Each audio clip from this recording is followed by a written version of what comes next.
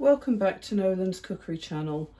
Don't forget to hit the like and subscribe buttons, and then you'll receive notifications when I put any other new videos up. In this video today I'm going to make a Bolognese sauce which can be served with pasta.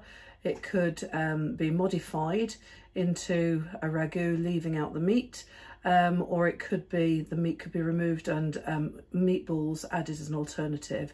So it's a good base type sauce that can be varied to create different dishes.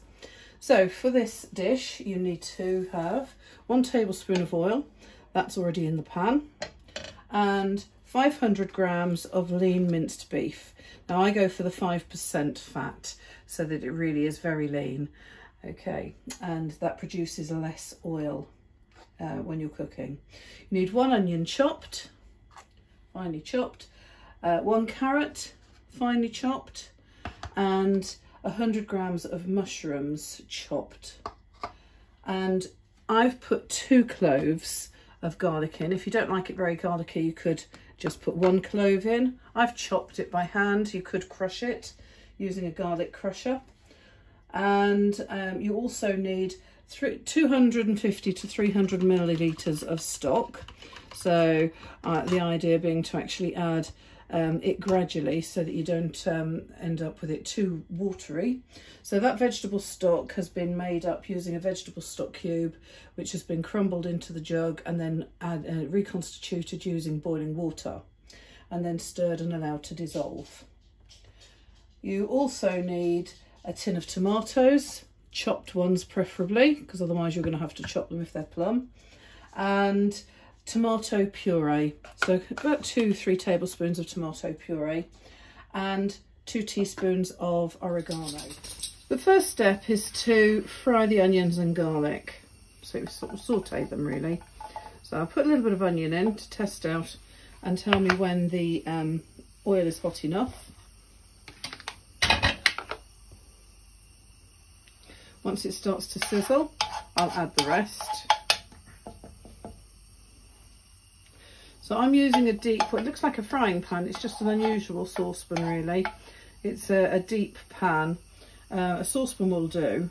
It's easier to do this recipe in a saucepan or a deep pan like this rather than a frying pan.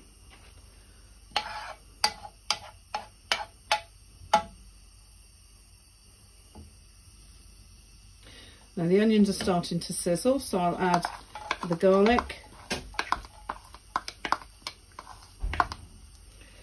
and the rest of the onions and cook those for about 5 minutes until they start to caramelise. The onions are starting to go translucent. We've been cooking for about 2-3 minutes. You can see they're starting to turn brown. We just keep going until they're slightly more caramelised. Right, the onions have now caramelised. They're lightly golden, okay, and that develops the sweetness of the onions. Now to that we can add the meat. Now remembering, if you're handling the meat, you need to wash your hands afterwards, but the meat comes on paper, so you need to make sure that you take all the paper off and you don't end up eating the paper.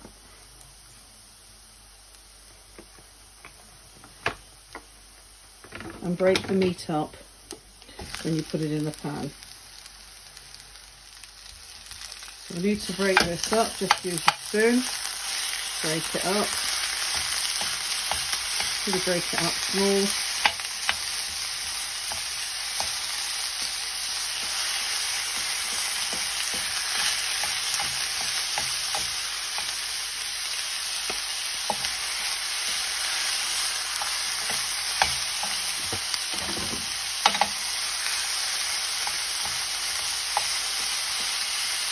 You can break it up in your hands before adding it to the pan if you want.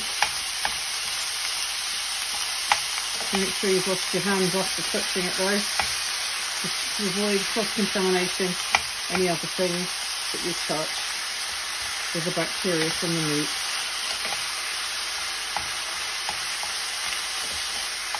So you need to get that brown all over. You keep stirring your meat and breaking it up as you go.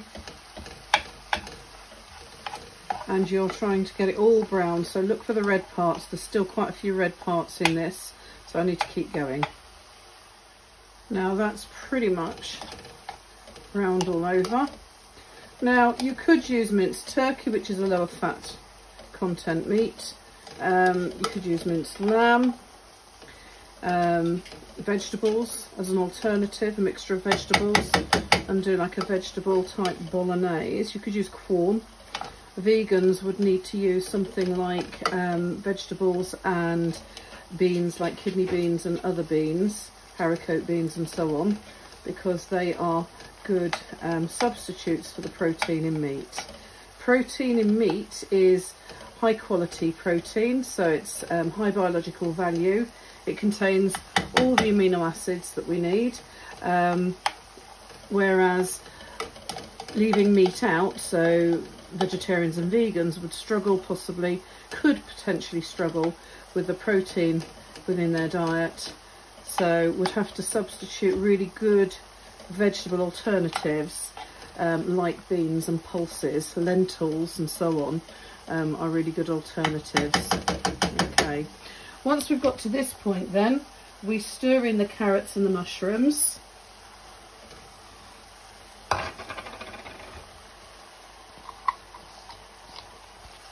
Okay, so stir those in and cook those for 2 minutes. Once that's been allowed to cook for 2 minutes, then add the tomatoes. So just add the tinned tomatoes, the stock. Now I'm not going to add all of the stock. You'll just see, you can always top it up as it's boiling and simmering, rather than add it all at once and have to take a long time to reduce it down, especially if you're cooking this in a hurry. So you stir that in, add the tomato puree, herbs and seasoning. So that's about 2 tablespoons of tomato puree. That's what I've got left in this tube.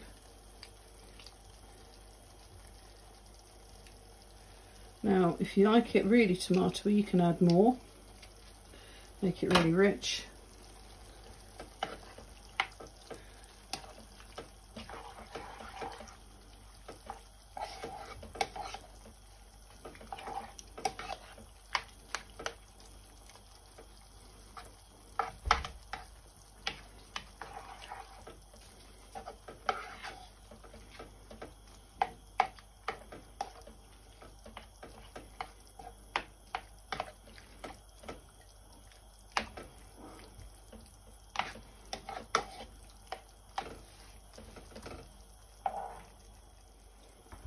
Add a sprinkle of salt and some black pepper and the oregano, which is 2 teaspoons of oregano, which is a good sprinkling. So it's coming out of this very slowly. It's about 2 teaspoons. And bring that to the boil. So we've got it on a high heat at the moment to bring it to the boil. Once it boils, so big bubbles breaking the surface, you then can reduce it down to a lower heat.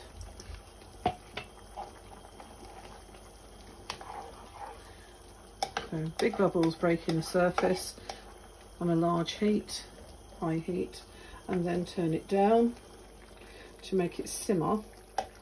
And once you actually get it to the point where it's simmering, which is a lower heat, small bubbles breaking the surface, you then allow it to simmer for 30 minutes.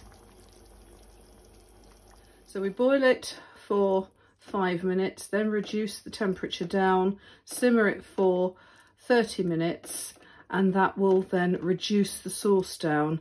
And you can see that it's reduced in quantity, in the volume, but the intensity of the flavour will be much stronger, more concentrated flavour, but also a much thicker sauce as well. Okay, so that's ready to serve. That could be served with spaghetti, to serve it as a traditional spaghetti bolognese, or you could use it as a filling for a baked potato, or you could actually develop this into the sauce, a meat sauce for a layer of your lasagna, if you were doing a lasagna. To extend the skills within this and to show off your sort of technical skills, you could make your own pasta. I've just cooked some pre-packed pasta for today to serve with this. Bon appetit. Don't forget to press like and subscribe.